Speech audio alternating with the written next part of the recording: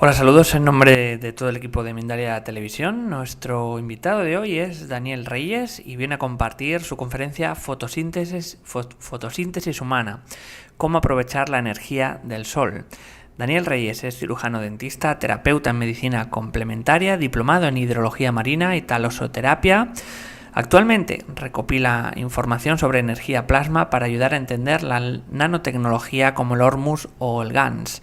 Realiza asimismo charlas donde comparte y promueve el consumo de agua de mar, así como la síntesis del Hormuz. Trata también de que se tome conciencia sobre la importancia de la exposición al sol. Mindalia está de enhorabuena porque hemos aumentado a 6 directos diarios para que fluya más información consciente hacia ti, desde todos los rincones del mundo. Infórmate de nuestros distintos horarios en nuestra página web www.mindaliatelevisión.com y participa con tus preguntas en los directos. Gracias a ti y a tu apoyo, Mindalia sigue creciendo y ayudando con más información consciente. Para participar en directo y hablar con nosotros puedes utilizar el chat que hay a la derecha de tu pantalla, haciendo tus preguntas a nuestro invitado de hoy y al final de su charla las responderá amablemente. El funcionamiento muy sencillo: pon primero la palabra pregunta en mayúsculas, seguido del país desde donde nos escribes y seguido de tu pregunta. Vamos a dar paso ya, sin más, a nuestro invitado, a Daniel Reyes y su conferencia Fotosíntesis humana, cómo aprovechar la energía del sol. Daniel, ¿qué tal? ¿Cómo estás? Hola John, ¿qué tal? Muchas gracias por la oportunidad que está brindando Mindalia. Y bueno, mi intención es compartir la información y conocimiento que no se quede estancado en uno solo, sino que debemos difundir la información que sea beneficiosa justo para la humanidad. Pues te cedo la palabra, todo tuyo, cuando quieras.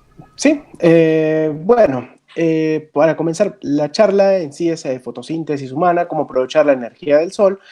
Y bien, pues, ¿qué consideramos nosotros por sol?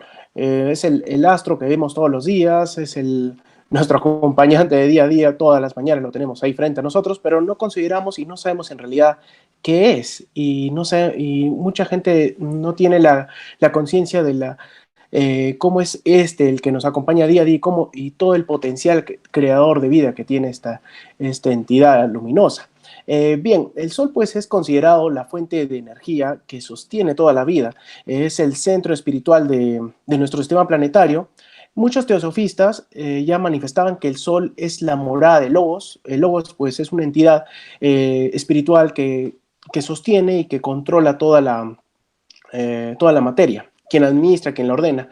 El Sol ha sido considerado en muchas mitologías, a lo largo de la historia, de las eras, de los años, pues una deidad.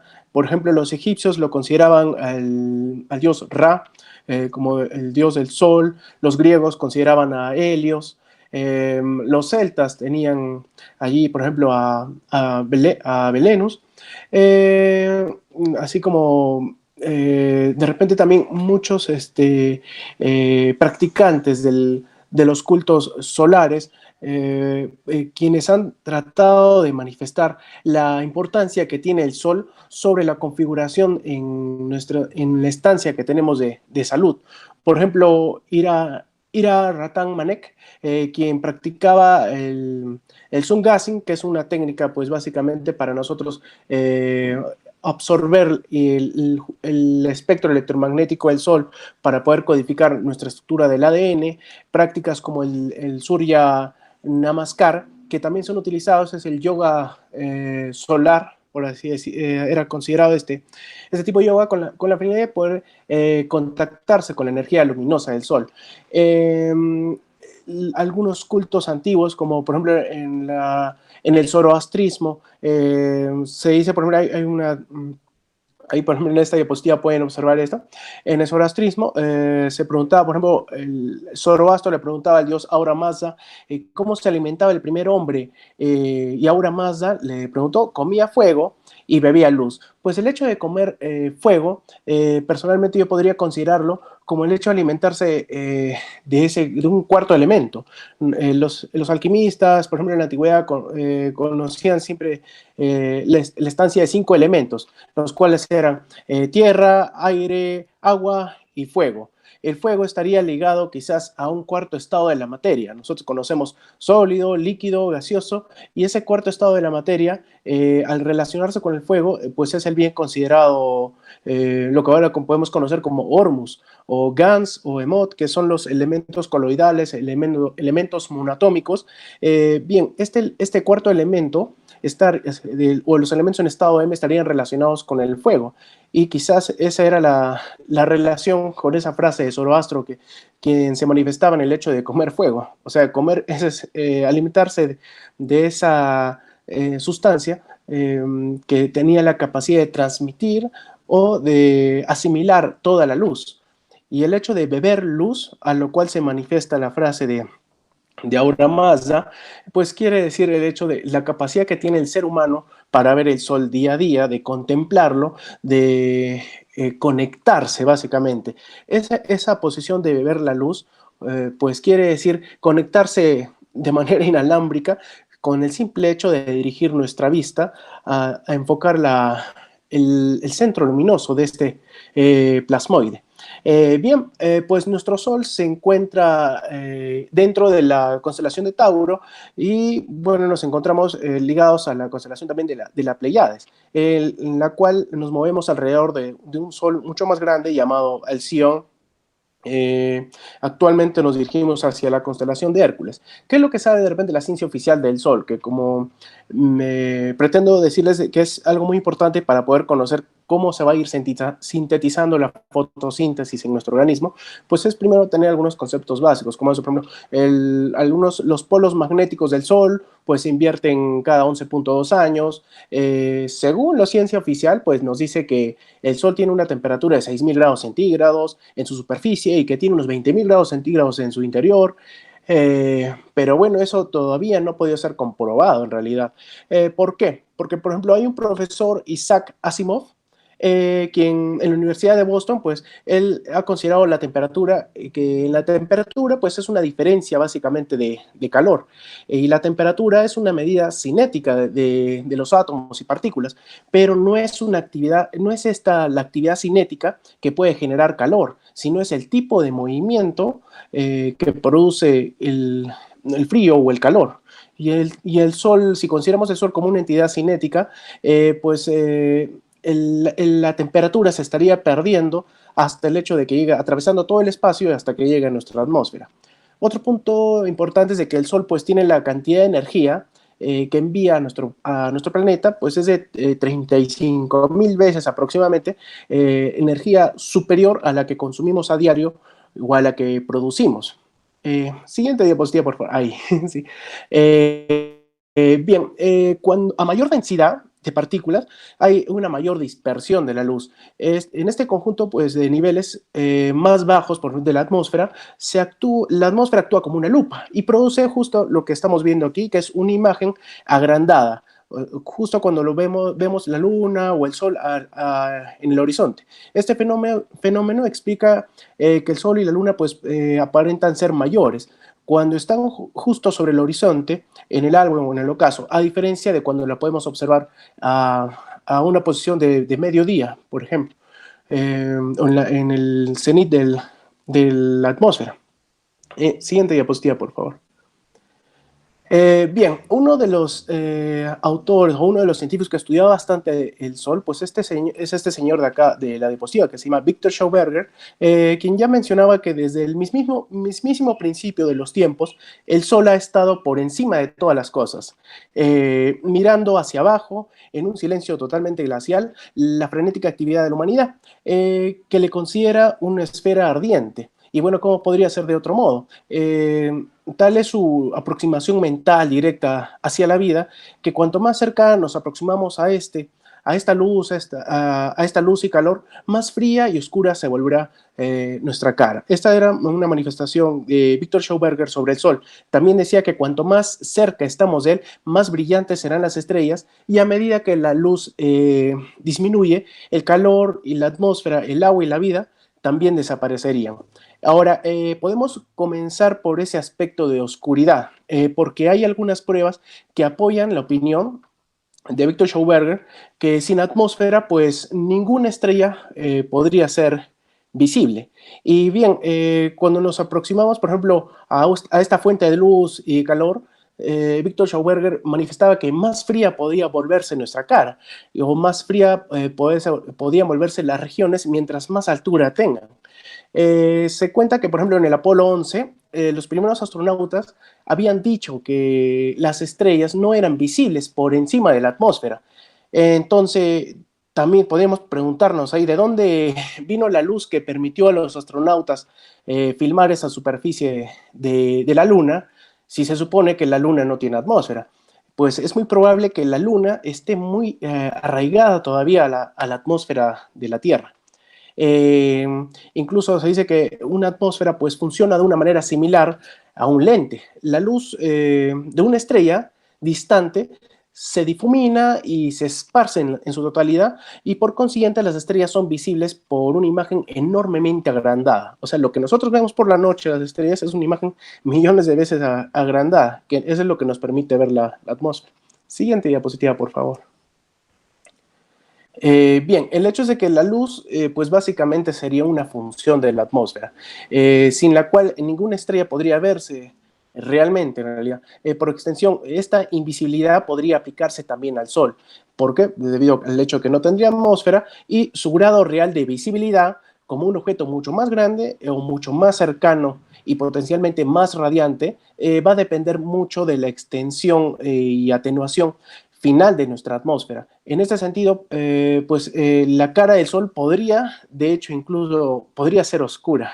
Siguiente diapositiva, por favor. Bueno, de forma preocupante también podríamos descubrir que si fuésemos capaces de ir lo suficientemente alto, lo suficientemente lejos sobre nuestro planeta, podríamos no verlo siquiera. O sea, estaría todo totalmente en una parcialidad negro, oscuro, estaría todo el ambiente, nos encontraríamos nosotros sumidos en una total oscuridad, en lo absoluto, y bueno, no habría ni arriba, ni abajo, ni izquierda, ni derecha, ni norte, ni sur. Estaríamos en una desorientación total. A medida que nos aproximamos al Sol, que ascendemos más y más, realmente estaríamos llegando a un ambiente totalmente frío. Y si hay una salida de calor desde el Sol, como se cree actualmente, pues entonces, ¿por qué existen diversas regiones de frío extremo dentro del envoltorio del planeta? Quizás se encuentre dentro de una de estas zonas donde están las líneas del campo magnético, o además, si el espacio según la ciencia oficial, pues se encuentra a menos 273.15 grados centígrados o 0 grados Kelvin. Entonces, ¿cómo se supone que el calor del Sol nos alcanza? Ya que al ser incapaz de atravesar el vacío extremo, pues necesitamos un medio denso, de una propagación de los rayos caloríficos. Esta propagación pues se da a través de la atmósfera, a través de toda la densidad de moléculas que tenemos dentro de nuestra atmósfera. Siguiente diapositiva, por favor. Bien, la mejor manera de poder interpretar y entender esto, pues sería teniendo una perspectiva dentro de la física cuántica que hay en la actualidad, pero lamentablemente no se nos enseña libremente porque se nos pretende tener un tipo de educación predeterminado, pues es el hecho de conocer que quizás esto, una matemática vorticial, como esta imagen que pueden ver ahí, cuando uno entiende todo desde la estructura básica de la formación de materia, que es un vórtice que normalmente la ciencia puede conocer como un agujero negro, pues este vórtice es la estructura matricial que va a conformar, al integrarse con otro vórtice, pues puede conformar lo que es un toroide. Un toroide va a estar situado, va a estar ligado a un campo electromagnético, o en realidad es un pequeño campo electromagnético. Cuando nosotros juntamos dos vórtices, uno que gira en sentido antihorario y en otro que gira en sentido horario, lo que vamos a conseguir aquí es la formación de una partícula. Cuando nosotros estructuramos un doble toroide, lo que vamos a conseguir aquí pues es la formación de un átomo. Todo lo que está compuesto por un 99, todo en realidad va a estar compuesto por un 99.99% de vacío en el espacio. ¿Por qué? Porque todo va a ser una matriz electromagnética en realidad. Todo va a tener un campo magnético y un campo gravitacional. Aquí la manifestación del Sol que nosotros vemos a diario, pues no es más que el cruce de un campo electromagnético. de un campo electromagnético de la radiación solar, de un sol que de repente es invisible a nuestra vista, y la luz que nosotros podemos apreciar al día a día a nivel de la atmósfera.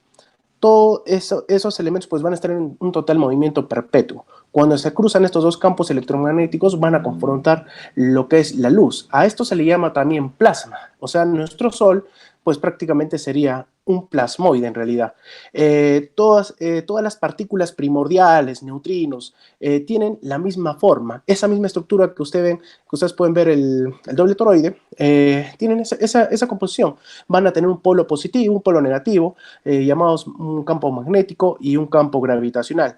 Cuando dos partículas toroidales se encuentran en interacción, pues se atraen. Lo que van a convertir esto es, dependiendo del tipo de campo magnético, de su frecuencia, de su oscilación, pueden ser una estructura luminosa, como es el que tenemos nosotros sobre nuestro cielo, que es un plasmoide básicamente, o puede formar diferentes niveles de densidades, pueden formar lo que es la materia. Siguiente diapositiva, por favor.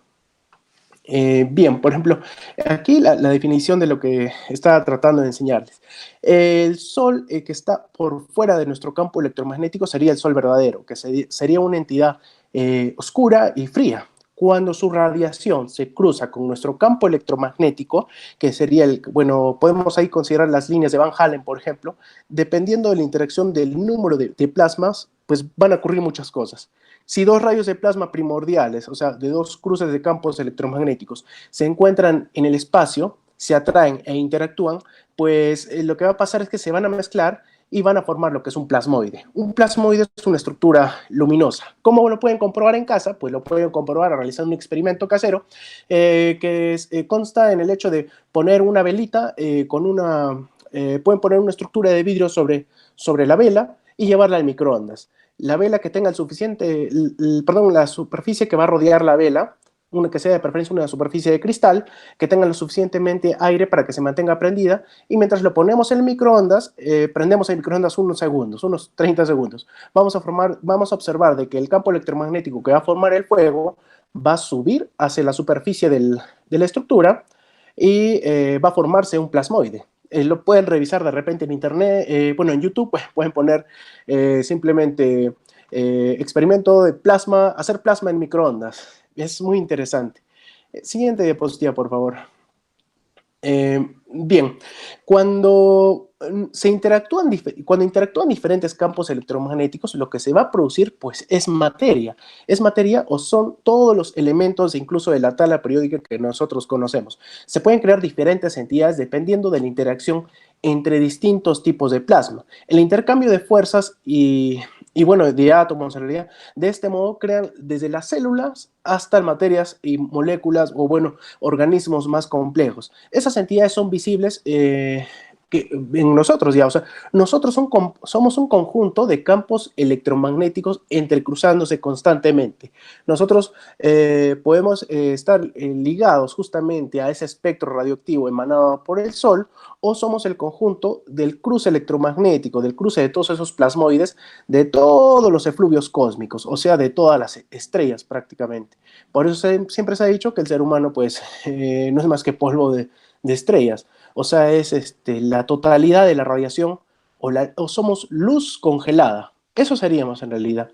Bien, el primer plasma, o sea, la unión de dos rayos plasmáticos dentro de nuestra atmósfera va a ser el átomo de hidrógeno. El átomo de hidrógeno pues es muy importante también porque va a consistir de un protón, un neutrón y un electrón.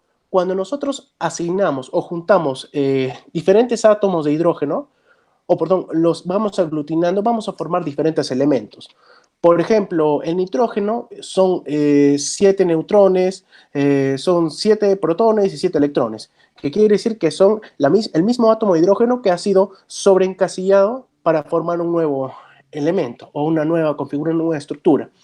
Esto, el siguiente diapositiva, por favor.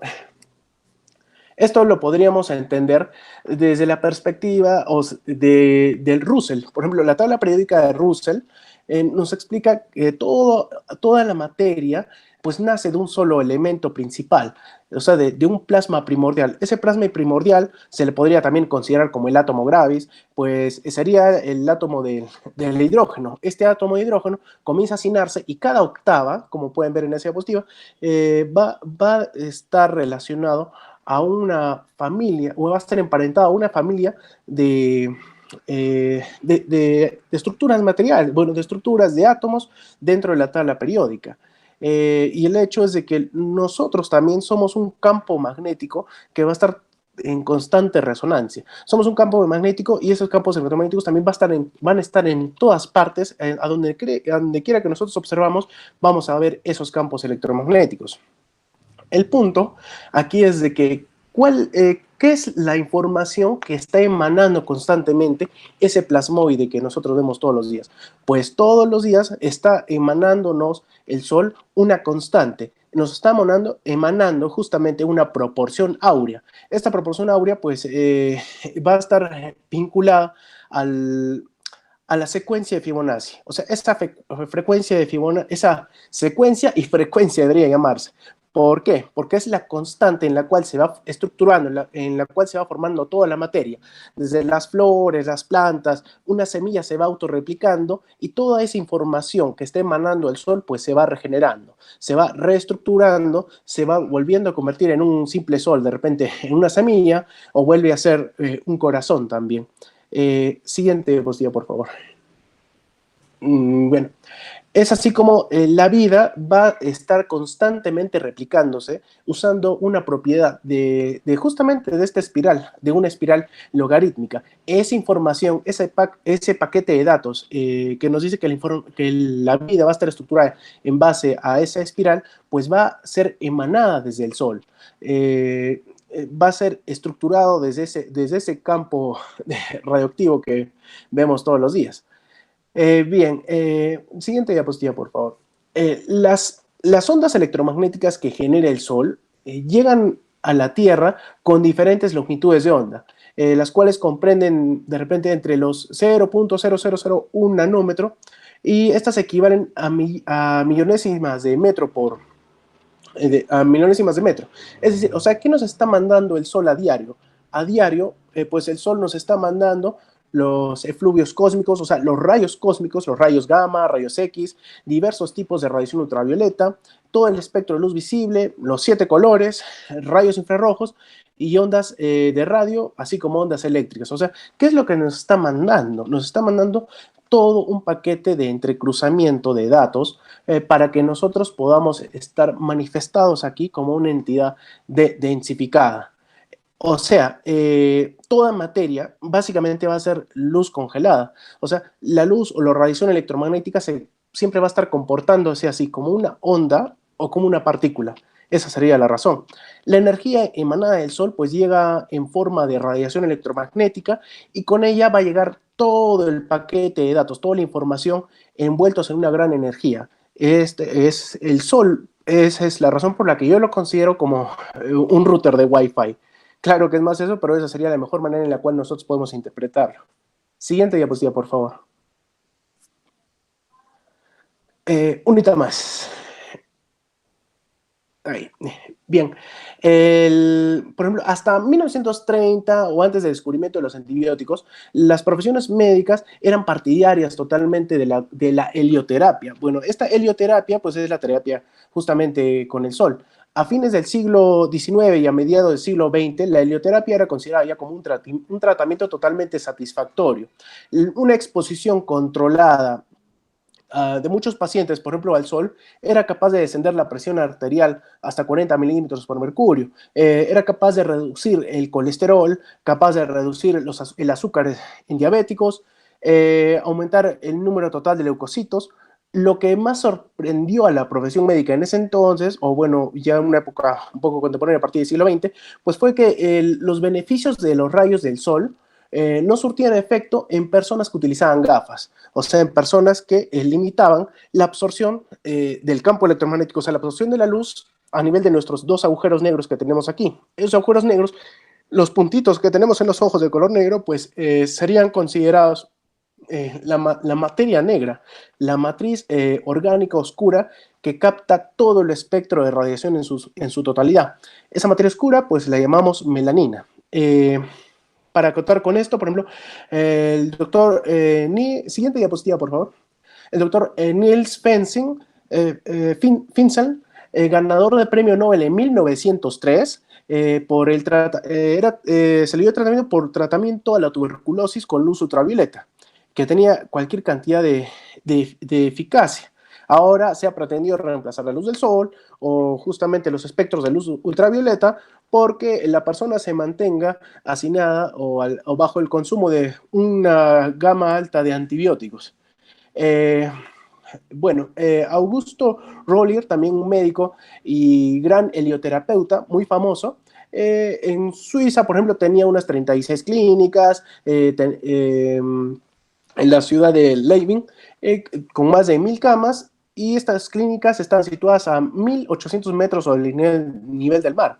Él justamente facilitaba a todos sus pacientes el tratamiento de la helioterapia. ¿Por qué? ¿Cómo así? Mediante la exposición del sol. O sea, él sobreestimulaba justamente la melanina de sus pacientes para que estas personas pues tengan toda la base de datos y puedan, mediante la combinación de una alimentación saludable, pues puedan sanarse. En 1954, por ejemplo, tras haber muerto este doctor Rollier, y el creciente poder de la industria farmacéutica, comienza a tirar por los suelos a la helioterapia. En 1960 comienzan a aparecer pues, los fármacos milagrosos, que comienzan a sustituir el poder del sol, y para 1980 se comienza a bombardear a la población con el hecho de que atribuían las exposiciones al sol con el cáncer, con los riesgos del cáncer. O sea, una total falacia. Incluso con lo que se nos está bombardeando por todo lado de la ruptura de la capa de ozono, que también me parece una falacia total. Bueno, este doctor también trataba la tuberculosis, trataba el raquitismo, la viruela, el lupus vulgaris, la tuberculosis cutánea y heridas.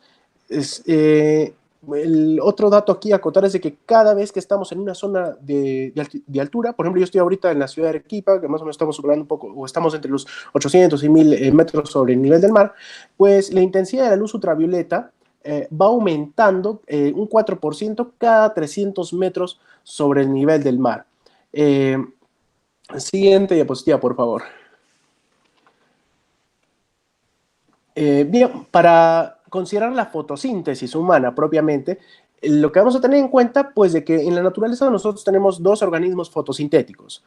Por un lado estamos todas las estructuras, todos los mamíferos, todos los seres vivos en realidad realizan la fotosíntesis. Todos necesitan en un momento determinado de luz.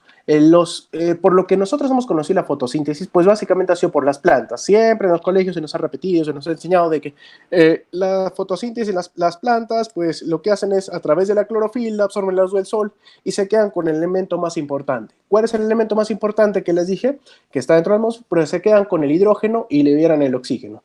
Bien, esa es la fotosíntesis en tanto a las plantas, pero las plantas, todos los elementos o los seres vivos que realizan la fotosíntesis a través de la clorofila, pues solamente absorben un espectro electromagnético que está situado entre los 400 y los 700 nanómetros. Estamos hablando ahí de un espectro de color en realidad. Ese espectro de absorción es muy limitado. Es muy limitado y es muy ineficaz a comparación de la melanina. Nosotros somos seres humanos, que somos unos organismos más complejos y para ello pues necesitamos de un elemento que realice una fotosíntesis mucho más eficaz. Esta fotosíntesis pues nosotros la realizamos a través de la melanina. Recuerden, las plantas, por ejemplo, lo realizan a través de luz, agua, clorofila. Un ser humano, una matriz orgánica, los animales, incluso mamíferos, entre otros, pues lo realizan de la siguiente manera: luz, agua y melanina. La melanina pues no refleja ninguna longitud de onda de estas ondas, o sea, absorbe todas las ondas en su totalidad. De ahí que percibimos la melanina como una matriz totalmente oscura. La melanina es posible incluso sintetizarla de manera abiótica. Siguiente diapositiva, por favor. Bien, aquí podemos apreciar la estructura de la melanina. La melanina pues no es una proteína, ni se le considera también una proteína, porque pues no tiene los mismos enlaces peptídicos. Su estructura es bastante simétrica y permite una secuencia de cascada de electrones situados en grupos de 4 nitrógenos. Estos centros de reacción se dan con diferente tipo de potencial. Lo primero que van a traer es al hidrógeno. ¿Cómo funciona? Pues recuerden que la clorofila, por ejemplo, absorbe la radiación del sol y disrumpe o rompe la molécula del agua. Se queda con el hidrógeno y libera el oxígeno. ¿Cómo funciona la melanina? Pues la melanina es 1000 veces o millones de veces en realidad más eficiente. ¿Por qué? Porque lo que hace es desdoblar la molécula del agua y si está en un envase sellado herméticamente, por ejemplo, pues tiene la capacidad de volverla a juntar. La desempareja, la empareja, la desempareja, la empareja, y eso genera una carga fotovoltáica, o sea, eso genera un voltaje, una saturación de oxigenación, una carga eléctrica. Pues la melanina lo que hace es absorbe todas las longitudes de onda y reacciona tanto a la luz visible como a la luz invisible.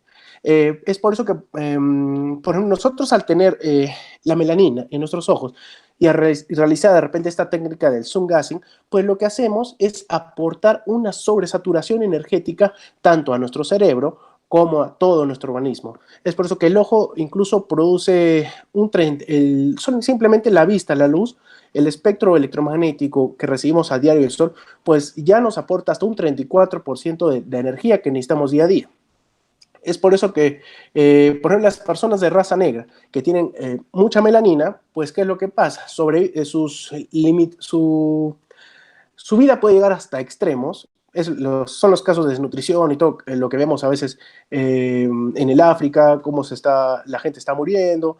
Las personas de raza negra pues están prácticamente esqueléticas y el hecho es de que a veces simplemente sobreviven con el agua, se quedan en un sufrimiento vasto hasta las últimas porque tienen la capacidad de vivir prácticamente como una especie de fotosíntesis.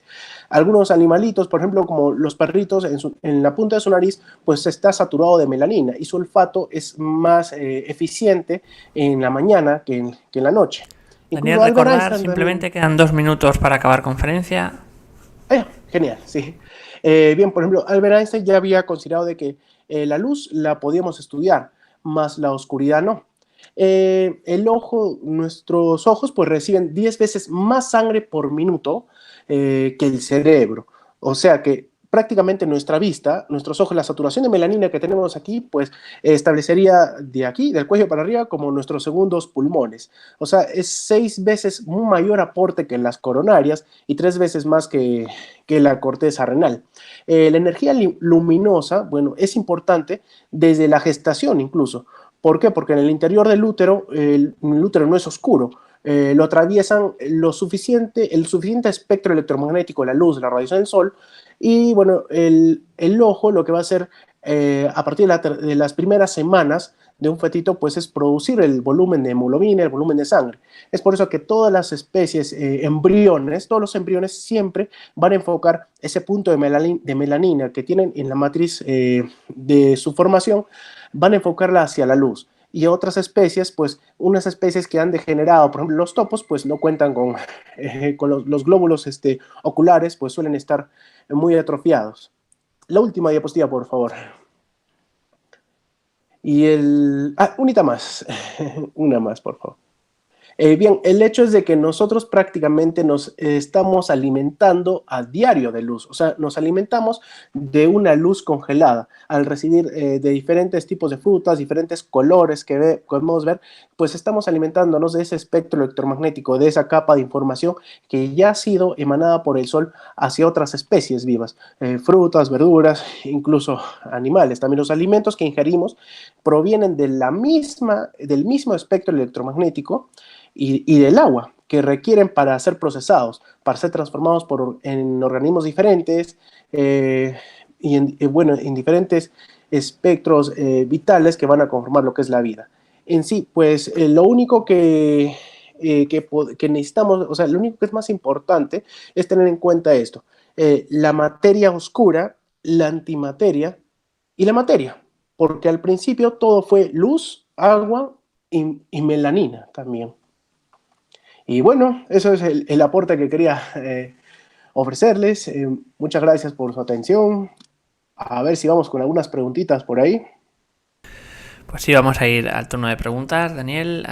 Llegamos al final de esta charla. Muchas gracias de nuevo por compartirla con nosotros. Antes de pasar a hacer las preguntas, queremos decirte que Mindalia está facilitando a personas interesadas en todo el mundo cursos presenciales y virtuales, así como giras internacionales para impartir conferencias y talleres. Ponte en contacto con nosotros en el correo más@mindalia.com. Recordamos más@mindalia.com si deseas que Mindalia colabore contigo para tener más difusión y proyección internacional. Ahora sí vamos con las preguntas. Comenzamos con José Olivares, tiene varias desde México. La primera de ellas nos dice: ¿se puede vivir de pura fotosíntesis humana y ya nunca comer ni beber nada? Pues no estoy seguro de pura fotosíntesis, pero yo creo o considero que sí de beber. ¿Por qué? Porque lo que estaríamos haciendo al beber agua, pues es nunca dejar de perder el nivel de hidrógeno que necesitamos en el cuerpo para una síntesis de día a día. O sea, nosotros vamos a tener una matriz biológica, que sería el agua. Yo considero que sería el agua de mar y el sol, lo que nos podría propiciar una calidad de vida saludable, y podríamos simplemente con estos dos elementos pues tener una calidad de vida genial y simplemente vivir sanos. Vamos a ir con la siguiente pregunta. José Olivares nos dice: ¿qué rituales recomiendas para aprovechar el poder de la luna llena?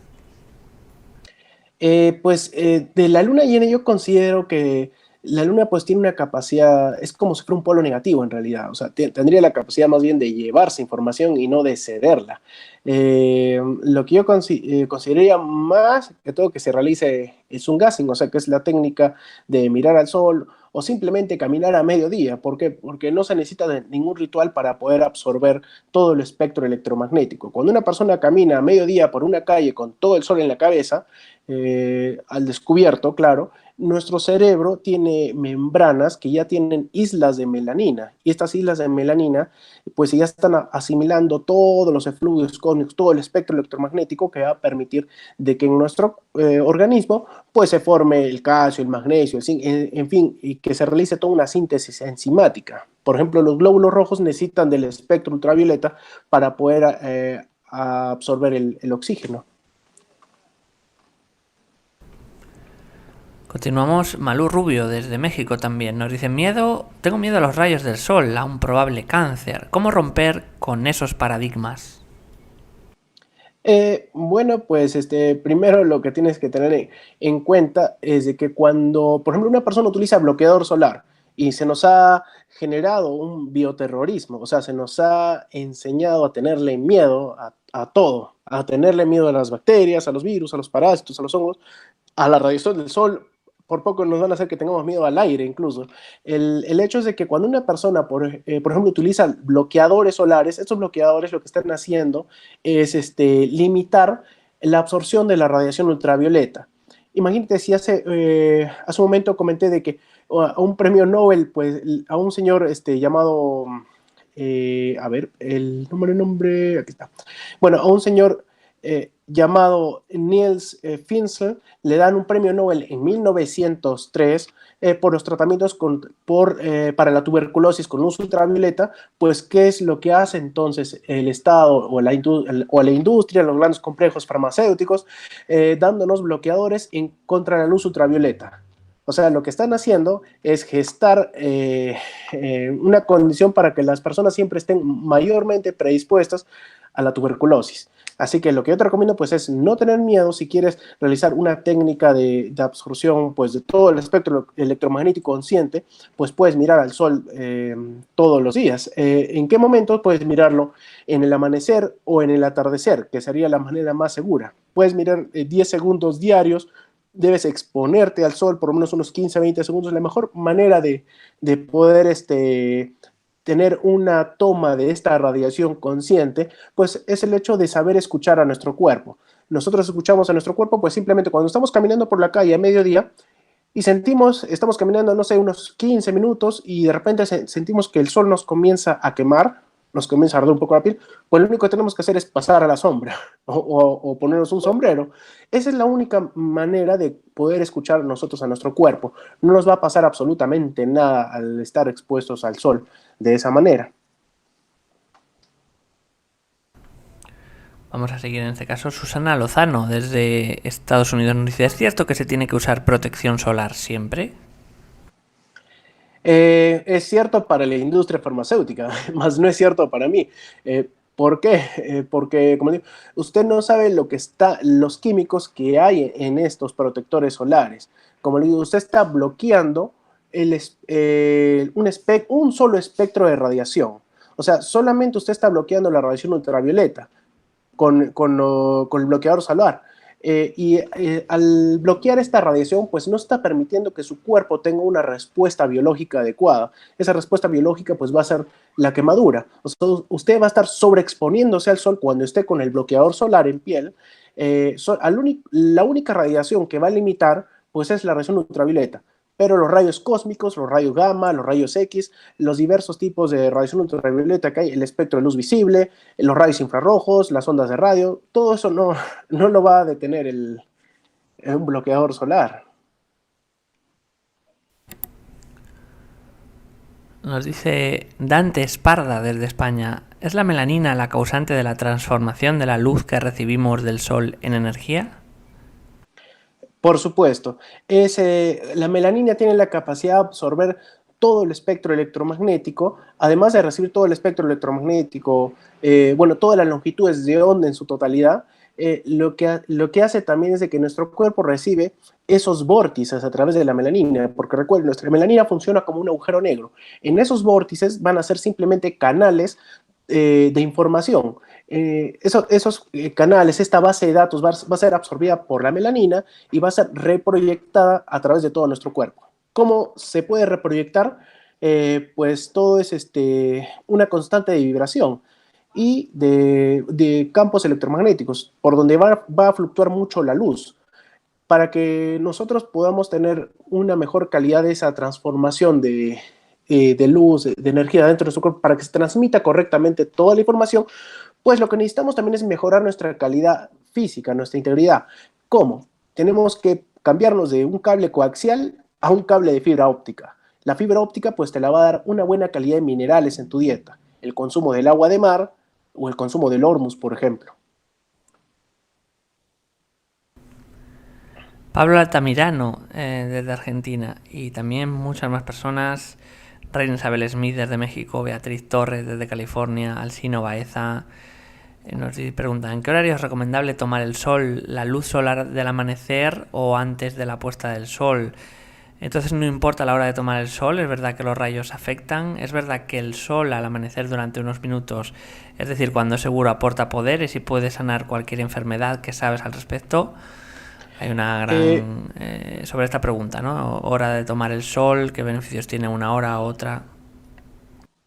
Por supuesto, lo que yo recomiendo pues es aprovechar el espectro de radiación por las mañanas, por el amanecer o el atardecer. Amanecer, pues yo aquí en Perú yo lo considero entre las 5:30 de la mañana y las 7:30 de la mañana. Puede tomarse el sol o puede realizarse incluso esta técnica de sun gazing, o simplemente una persona puede exponerse con ropa ligera al sol. Y en el atardecer, pues de la misma manera. En el atardecer lo que yo más recomiendo es la técnica esta del sun gazing, que muchas personas le hemos practicado incluso de manera inconsciente. ¿Quién no va a la playa y se queda mirando un atardecer? Lo hacemos de manera involuntaria, inconsciente. Quizás es algo que ya está en nuestra memoria genética.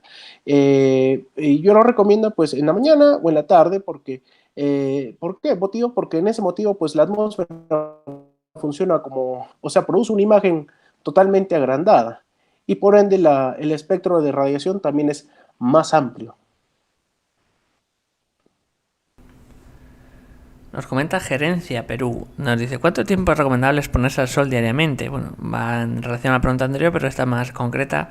Yo estoy en Arequipa, a 2.500 metros sobre el nivel del mar, y con influencia la altura en el tiempo de exposición. Gracias. ¿Y cómo influye la altura en el tiempo de exposición? Perdón. Bueno, pues por cada 300 metros sobre el nivel del mar, la radiación ultravioleta aumenta un 4%. Más o menos, teniendo en cuenta la altura en la que estamos, pues podemos tener más o menos entre un 20 y un 30% de eficiencia de la exposición a la luz ultravioleta, de la cual justamente nosotros debemos de considerar el tipo de alimentación que tenemos. Por ejemplo, si tenemos una alimentación rica en grasas saturadas, pues nosotros estaríamos generando un poco más de toxinas al exponernos a la radiación. Yo recomiendo una exposición básica, por lo menos unos 20 minutos diarios. Incluso que estas tomas de sol pues sean dosificadas, o sea, es como que vamos a beber agua, eso es lo que yo recomiendo, tenemos que beber luz, y esa manera de beber luz, o sea, de beber del sol, pues es así como tomamos agua de repente 3 veces al día, las 3 veces al día también tenemos que exponernos al sol, tenemos que salir un poco más de nuestras oficinas, de nuestros medios de trabajo.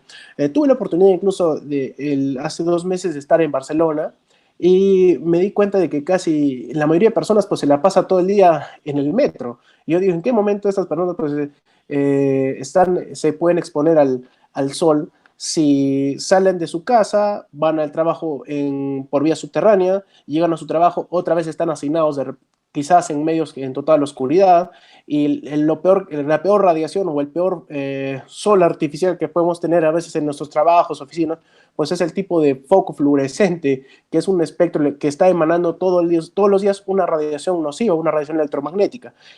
Este tipo de luz que tenemos en interiores, estas luces fluorescentes, pues son los causantes de la mayoría de los melanomas.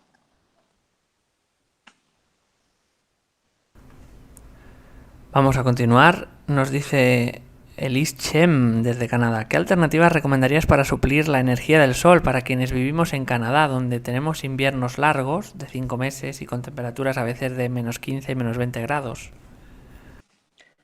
Pues yo recomendaría ahí que se pueda considerar la energía plasma en realidad, o sea, la energía de que nuestro cuerpo esté lo mejor preparada para poder ser una constante receptiva de esa energía electromagnética que vas a poder recibir de manera limitada quizás por las mañanas. De todas maneras, este espectro electromagnético se absorbe, pero lo que necesitarías hacer es convertir a tu cuerpo en una herramienta que tenga pues una conexión entre célula y célula de tipo fibra óptica. Esto lo puedes conseguir utilizando de repente elementos coloidales tipo el hormus, o también teniendo en cuenta la calidad de sal que consumes en casa, una sal natural tipo la sal del Himalaya, por ejemplo, y también el consumo del agua de mar.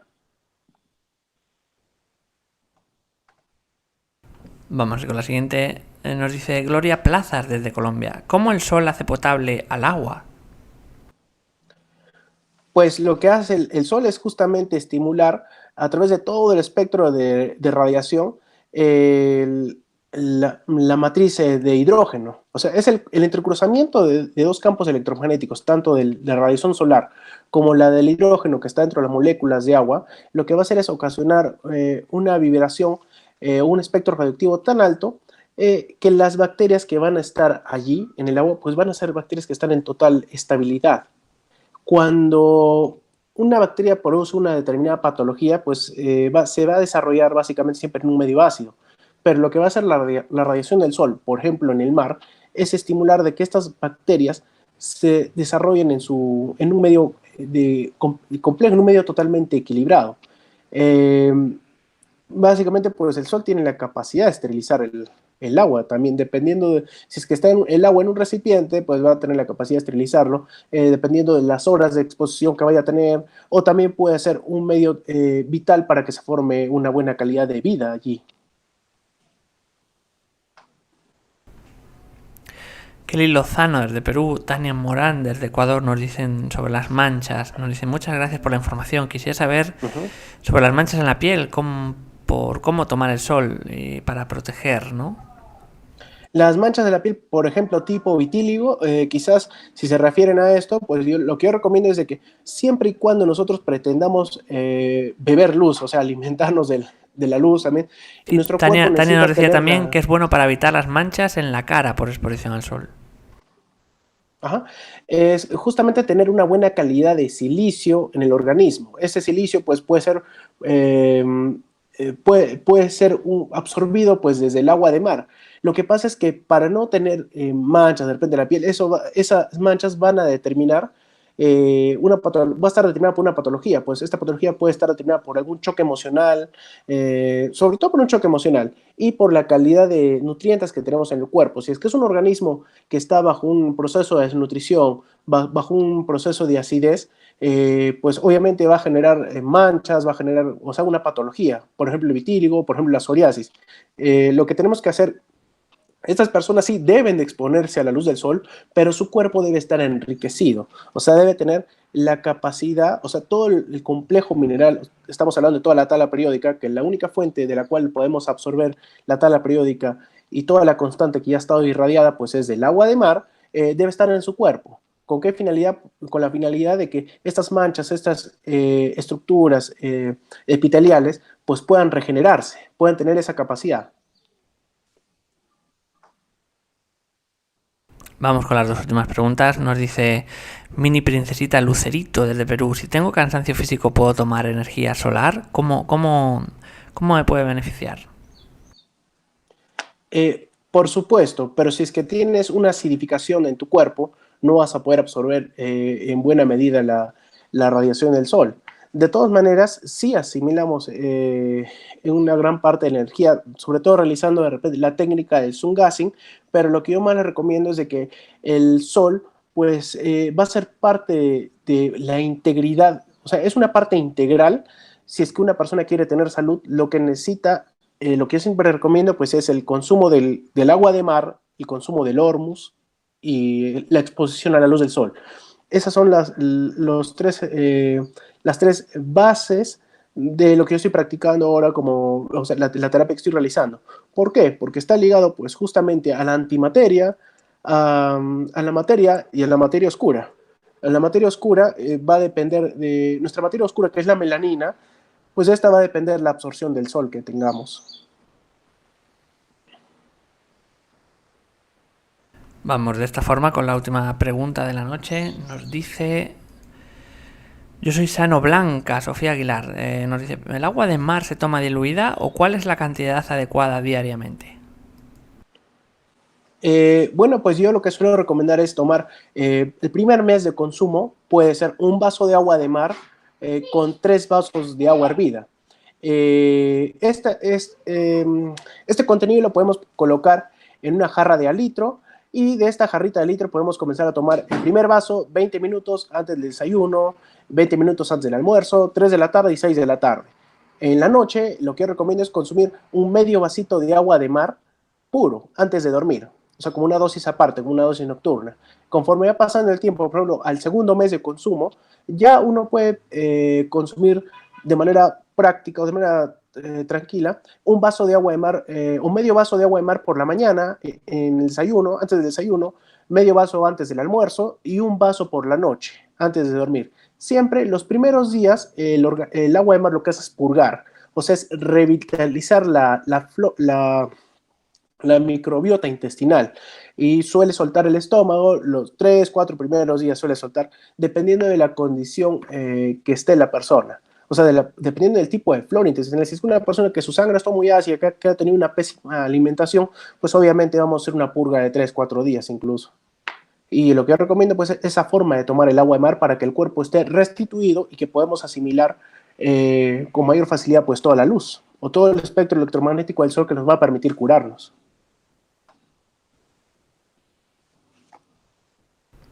De esta forma llegamos al final de la charla. Muchas gracias, Daniel, por toda esta información. Ha sido compartida en directo en países como Perú, México, Suiza, España, Estados Unidos, Ecuador, Argentina, Holanda o Colombia. Hemos llegado al final de las preguntas y te voy a pedir unos pequeños gestos con los que puedes hacer un gran bien. Pulsa el icono de la mano hacia arriba en esta conferencia, es el símbolo de me gusta de este vídeo en YouTube. También puedes hacer un comentario positivo del mismo o compartirlo. Haciéndolo consigues, si colaboras con Mindalia, consigues que estos vídeos lleguen a más personas en todo el mundo. Antes de terminar, vamos a dar unos segundos a Daniel para que se despida de todos vosotros. Bueno, muchas gracias por su atención Espero que esta información no quede en ustedes y compártanla también. Pasen la voz, ya saben, mucho sol, mucha agua de mar y sobre todo mucho Hormuz. Nos vemos. Muchas gracias, Daniel. De nuevo, vamos a finalizar también dándoos las gracias a todos los otros espectadores. Recordaros que podéis colaborar con Mindalia con ese pequeño gran gesto que es suscribiros a nuestro canal de YouTube. Para finalizar, como siempre digo, a todos los que hacéis posible esto, a todos los que estáis ahí detrás, muchísimas gracias y hasta la próxima conexión de Mindalia en directo.